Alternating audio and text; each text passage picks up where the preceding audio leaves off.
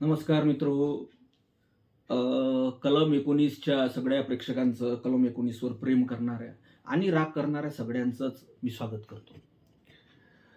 आजचा विषय कायच्या संदर्भात आहे? तर आजचा विषय आहे, सूर्यकांत साहेबांनी काही दिवसा पहिले जे बेरोजगार पोट्टे आहे आपल्या देशातले, येले कॉकरोचची उपमा दिली, झुरडाची. त्याच्या म्हणण्याप्रमाणे झुरड काय करतात?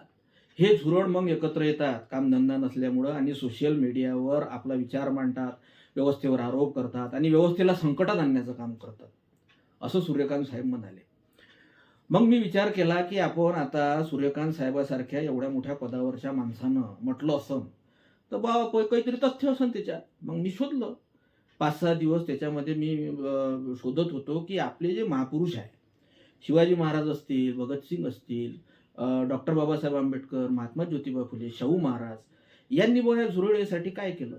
यायले सूर्यकांत साहेब झुरळ म्हणत होते, बेरोजगार पोरायले. त्याच्यासाठी काय केलं? मग विचार करताना शोधता मला काय सापडलं असं? शिवाजी महाराजांचं स्वराज्य मी शोधलं पहिले.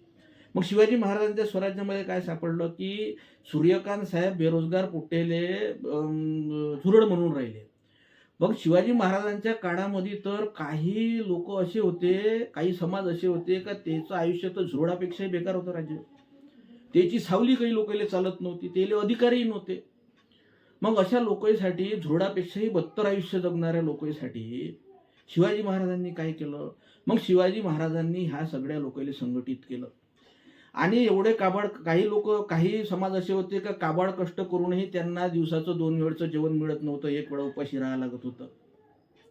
अशा परिस्थितीमध्ये शिवाजी महाराजांनी अशा सर्व झुरळाप्रमाणे जगणाऱ्या लोकांना एकत्र केलं आणि स्वराज्याची स्थापना केली.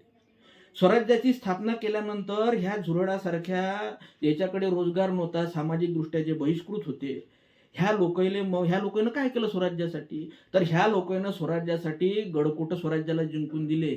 मुलकी कारभारामध्ये वेगवेगळ्या पदावर त्याची नियुक्ती शिवाजी महाराजांनी केली.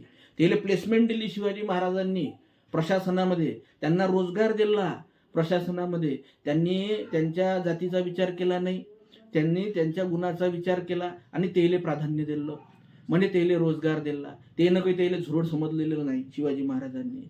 मग ह्या लोकांनी काय केलं? ह्या झुरडांनी स्वराज्यासाठी काय केलं? बा झुरडासारख्या जगणाऱ्या लोकांनी स्वराज्यासाठी काय केलं? सूर्यकांत साहेब याच्याविषयी बोलून राहिले. मग त्यानं स्वराज्य उभं केलं. मुलकी कारभारामध्ये वेगवेगळ्या पदावरचे लोक होते, मेटे नाईक पदावर होते, काही सैन्यामध्ये होते. त्यांनी मग वेगवेगळ्या मोहिमा स्वराज्यासाठी केल्या आणि स्वराज्य उभं केलं.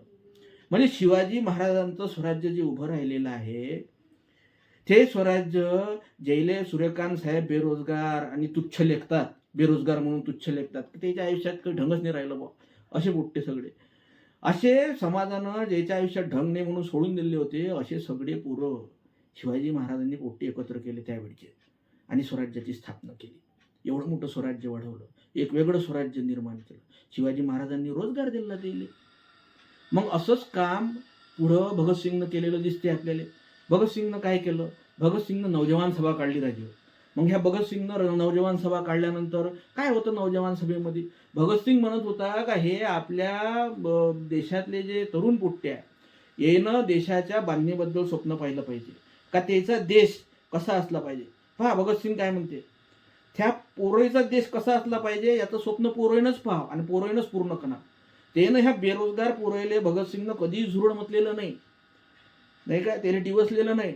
उलट त्याच्यासाठी नौजवान सभा काढली आणि ह्या पोराईले, त्यावेळचे जे बेरोजगार पोरं होते, आता तेव्हा तर इंग्रजाचं शासन होतं, ते कायले मग खालच्या जातीतल्या लोकांना नोकऱ्या देत बसते, नाही का. शिकले सवरलेले, ज्याच्याकडे ज्ञानाचा अधिकार होता, शिकायचा अधिकार होता, ते लोक मोठमोठ्या पदावर होते बा, गले लठ्ठ पगार होता त्याले, त्याचं काय बळकत होतं, मस्त मजा होती त्याची. पण ज्या पोरीले नोकऱ्या नाही आहे, ज्या पोरीले भविष्य नाही आहे, अशा तरुण पोरीले एकत्र केलं. म्हणजे सूर्यकांत साहेब आजच्या स्थितीत जे झुरड म्हणून राहिले, त्या पोट्टेले एकत्र केलं भगतसिंगानं आणि त्याला स्वप्न दिलं का ह्या देशाला स्वतंत्र केलं पाहिजे, हा देश तुमचा आहे, तुम्ही त्याचं मॅनेजमेंट पुढच्या काळात करा, असं स्वप्न दिलं भगतसिंगांनी. बाबासाहेबांनी तर फार मोठा उपकार केला. सूर्यकांत साहेब जे झुरड म्हणून राहिले, त्या झुरडाचं नेतृत्व आमच्या बाबासाहेबांनी केलं. बाबासाहेबांनी त्याच्यासाठी संविधान तयार केलं. कलम क्रमांक 19 टाकलं, जे आपल्या चॅनलचं नाव आहे, कलम क्रमांक 19. काय होतं कलम क्रमांक 19? बाबासाहेबांनी अधिकार दिला या सगळ्या तथाकथित झुरडांना की तुम्ही जर अडचणीत आलेले काय हो, तर तुम्ही तुमच्यावर जर अन्याय केला सिस्टीमनं तर तुम्ही बोललं पाहिजे आणि तुम्ही याची पोलखोल केली पाहिजे सिस्टीमची का कसा अन्याय होऊन राहिला आमच्यावर, आम्हाला रोजगार भेटून नाही राहिला, आमचे खायचे लाले पडलेले आहे, आम्ही आमच्या कुटुंबाला कसं पोसाव, याच्या विरोधात तुम्ही बोलले पाहिजे. याच्यासाठीच तर कलम क्रमांक 19 होतं. एवढा मोठा अधिकार दिला झुरडले. आजकालच्या झुरडले जे सूर्यकांत साहेब म्हणून राहिले, बाबासाहेबांनी नेतृत्व केलं ना आमच्या जेले तुम्ही झुरड म्हणता त्या पोट्टेचं. आणि काय माहीत आहे हो तुम्हाला या झुरडेबद्दल? ते आयुष्य कसे जगते माहीत आहे का तुम्हाला? खेड्यागावातले झुरडं, शहरातले झुरडं, किती प्रकार आहे झुरडे, महानगरातले झुरडं काय करतात हे? खेड्यागावातले झुरडं, माझ्या गावातलंच उदाहरण घ्या ना हो. माझ्या गावातले 6 पोट्टे त्यावेळेस ते इन्फ्रा कंपनीचं काम चालू होतं, सिमेंटचे रोड बांधण्याचं काम चालू होतं, सिमेंटचे रोड. हे पोट्टे आष्टीला जात होते रात्रीचे इथून 30 किलोमीटरवर आमच्या एरियातून. इथं सिमेंटचा रोड करणाऱ्या फॅक्टरीमध्ये ते मग त्याला विचारलं काय का म्हटलं राजा तुम्ही कसे काय जात होते का तिथं, काय करून राहिले होते तिथं?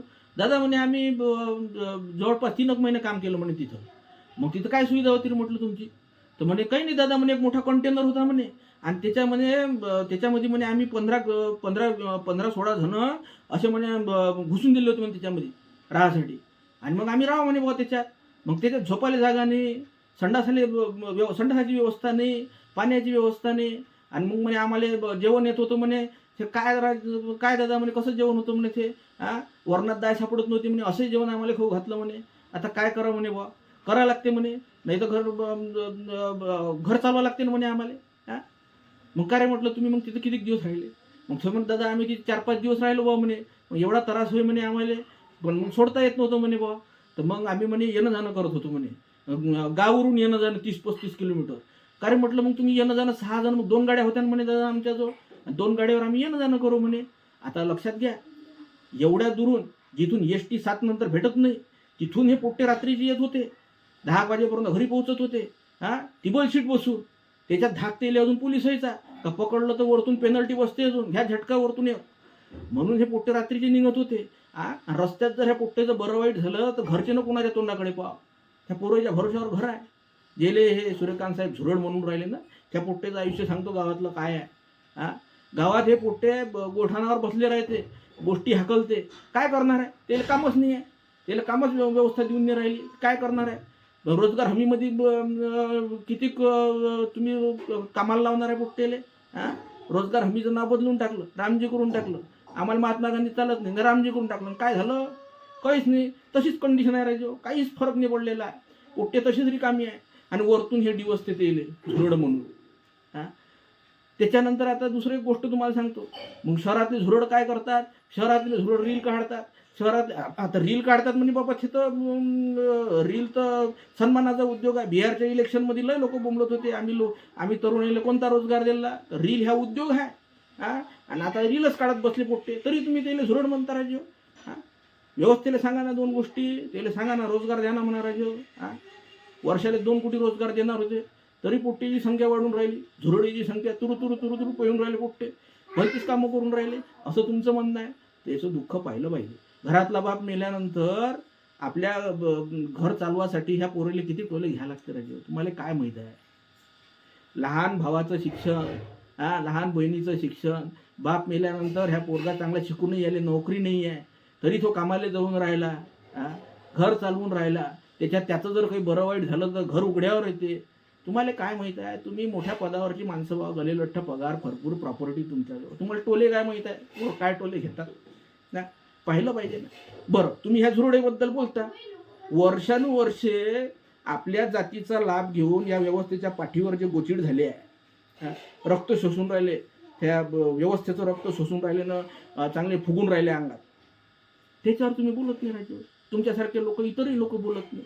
आणि हे बिचारे पोट्टे आपले 200-400 रुपये कुठंतरी कमाई करासाठी जाते, त्याला तुम्ही झुरड म्हणता. तुमच्या व्यवस्थेनं किती झुरड मारले हो, किती झुरड मारले तुमच्या व्यवस्थेनं. त्या कोरोनाच्या काळामध्ये जे झुरड आपल्या गावातून मुंबई, नाशिक, दिल्ली हे मोठमोठ्या शहरामध्ये बांधकामावर आले होते, लॉकडाऊन लावून दिला, आणि ते पैदल चालता चालता जे झुरड पार रेल्वेनं पार चेचरा करून टाकले, त्याच्यावर तुम्ही काही बोलले नाही राजू. म्हणजे त्याच्या आयुष्याला काही किंमत नाही काय? झुरड म्हटलं म्हणजे झालं काय? आणि जे बोचिडं आपल्या व्यवस्थेच्या पाठीवर रक्त शोषून राहिले त्याच्याविषयी झालं बोलायचं नाही आपण. दोगलेपणाने हे करायचे ह्या असा दोगलेपणा बरोबर नाही ना. आपल्याच अनवरतून कढी काय करायची, मेरे कहने का गलत मतलब निकाला, हे पालुपत्तला लोक बोलतात. पहिले डिवचून द्यायचं, पहिले अपमान करून टाकायचं त्याचा, आणि मग वरतून पालुपद लावायचं आपलं. हे लय लोक करते, सगळे लक्षात येते हे असे पालुपद. म्हणून आपण थोडंसं विचार करून बोललं पाहिजे. हे जे बेरोजगार पोरं आहे हे आपल्याच देशातले होय ना, हे काही अमेरिकेतले होत का? नाही होय ना, आपल्याच देशातले पोरं होय. मग यायला अधिकार आहे ना. तुम्ही याच्यावर बोलत नाही का बा आम्ही आमच्या व्यवस्थेने जर असा आम्हाला वादा करून ठेवला होता का 2 कोटी आम्ही रोजगार देऊ, त्याच्यावर तुम्ही बोलत नाही. कोण बोलत नाही बा त्याच्यावर तुम्ही? आणि पोट्टे आमचे खाली आले त्याच्यावर बोलतात, त्याला झुरड म्हणतात तुम्ही. आता त्या पोट्ट्याने एकत्र येऊन ते काय ते झुरड पार्टी काढली. भलत्याच जनता पार्टीपेक्षा झुरड पार्टी बरी नाही का? आता ते काय करतील समोर हे आपल्याला काही माहीत नाही बा. हे आपल्या समोर आता दिसून आता काय करणार आहे पोरं सगळे, तो नंतरचा भाग आहे. ह्या गावातले झुरड आहे, शहरातले झुरड आहे, महानगरातले झुरड आहे, त्याच्याकडे थोडंसं पाहिलं पाहिजे. कोणत्या दुःखात जगतात बिचारे ते, त्याचे काय प्रॉब्लेम्स आहे त्याच्यावर तुम्ही बोलत नाही. सरळ त्याला झुरड म्हणतात सोशल मीडियावर. अरे मग ते म्हणणं कुठं मांडणार आहेत ते? त्याच्याकडे मोबाईल आहे, मग ते मोबाईलवरून मांडतात म्हणणं. जे तुमच्याकडे साधन असेल त्याचा उपयोग करणार आहे, जो तुम्ही दुसरा कायचा उपयोग करणार आहे तुम्ही? ते काय कोर्टात जाणार आहेत का? त्यांच्याकडे तेवढी मालमत्ता पैसा आहेत का? 10-10 वर्ष 15-15 वर्ष भांडण्यासाठी ग्रामीण भागातल्या खेड्यागावातल्या झुरड वगैरे आहे नाही ना. त्याला तर राज्यावर राहायला घर नाही आहे. काही माझ्या गावातले तर काही कसे आहे ज्याले सूर्यकांत साहेब झुरड म्हणतात, त्याले घर बांधायला जागा नाही आहे. घर बांधायला जागा नाही आहे. सरकार पैसा देते, पैसा द्यायला पहिले पण जागा तर लागून राहिली हो.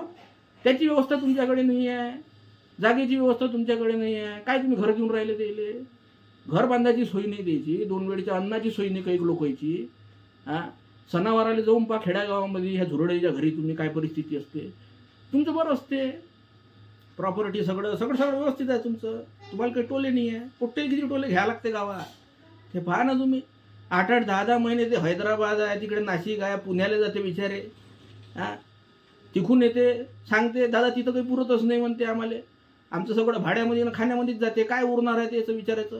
त्याचं स्वतःचं आयुष्यच तर जगणं मुश्किल झालं आहे व्यवस्थेमध्ये. त्या व्यवस्थेच्या बाबतीत तुम्ही काही बोलत नाही, बिलकुल नाही बोलत. का अंगावर येईन का बा आमच्या, आम्ही काय बोला? अरे मग ह्या पोरीला कोण दिवस तापा तुम्ही? म्हणून आमच्या महापुरुषांनी पहिलेच त्याला ह्या असे जे बेरोजगार लोक होते, जातीनं जेले झुरडापेक्षाही वाईट वागणूक दिलेली होती जाती व्यवस्थेनं, अशा लोकांना संघटित केलं आमच्या लोकांनी, आणि त्याचं भविष्य दुरुस्त करण्यासाठी प्रयत्न केले आहे की नाही. म्हणूनच तर आपले लोक त्याला महापुरुष म्हणते. नाही तर मग तुमच्यासारखे लोक आहे बा, मोठे लोक, लहान लोकांना, आमच्या पोट्ट्याला, गरीब पोट्ट्याला जे बिचारे शिकून सवरून ज्याच्या हाताला काम नाही त्याला मग झुरड बनायचं, त्याला डिवचाचं नाही का, त्याला तुच्छ लेखाचं, असे रिकामे धंदे आपल्याला सुचते. म्हणून आता आमची अशी विनंती आहे बुवा का तुम्ही आता जसं आम्हाला आमच्या पोट्ट्याला डिवसलं तसं तुम्ही हे जे व्यवस्थेच्या पाठीवर वर्षानुवर्षे जातीचे लाभ घेऊन, आपल्या कौटुंबिक नावाचे लाभ घेऊन, राजकीय सेटिंग करून जे काही हे व्यवस्थेच्या पाठीवरचे जे गोचिड आहे, जे रक्त पिऊन राहिले आणि फुगून राहिले, त्याच्याविषयी थोडंसं बोललं पाहिजे, त्यालाही थोडंसं फटकारलं पाहिजे. आमच्या गरीब पोट्टेला कायले दिवस करायचे? कर्तृत्वान पोरं आहेत ना आमचे, बिलकुल कर्तृत्वान आहे. शिवाजी महाराजांचं राज्य उभं केलं हे अशाच तुम्ही जे झुरड म्हणताना ग्रामीण भागातले, खेड्यापाड्यात, दुर्गम कड्या कपऱ्यांमध्ये राहणारे हेच पोरं होय. हे समोर आले नसते तर स्वराज्य दिसलं असतं का तुम्हाला? हे तर आपण लक्षात घेतलं पाहिजे. बाबासाहेबांचे अनंत उपकार आहे ह्या कॉक्रोचेसवर, ज्याला तुम्ही कॉक्रोचेस म्हणता. कलम 19 दिलं ना, आमचं नेतृत्व केलं आमच्या बाबासाहेबांनी, आमच्या फुल्यांनी नेतृत्व केलं. शाहू महाराजांनी तर आरक्षण देऊन टाकलं, चला सगळे बेरोजगार दलित जातीतले, खालच्या जातीतले जेले माणूस म्हणून हे नाकारलं, त्याला 50% आरक्षण दिलं. झुरड्यासाठीच केलं ना. हेच समाजातले जे तुम्ही झुरड म्हणून राहिले, तुच्छ लेखून राहिले, त्याच लोकांसाठी केलं, त्याच तरुणाईसाठी केलं आमच्या शाहू महाराजांनी. बघा विचार करा, विचार करून बोललं पाहिजे ना. तुमच्यासारख्या मोठ्या पदावरती माणसं, निदान तुमच्याकडूनच अपेक्षा आहे. काय राहिलं दुसरं अपेक्षा करायला आता व्यवस्थेमध्ये? काहीच राहिलं नाही. कोणाकडून अपेक्षा करावं? त्या तरुण पोरांना वर्षानुवर्ष बिचारे तसेच जगून राहिलेले आहे, काय करणार आहे? पहा आता बुवा लक्षात घ्या तुम्ही आता काय होते काय नाही तर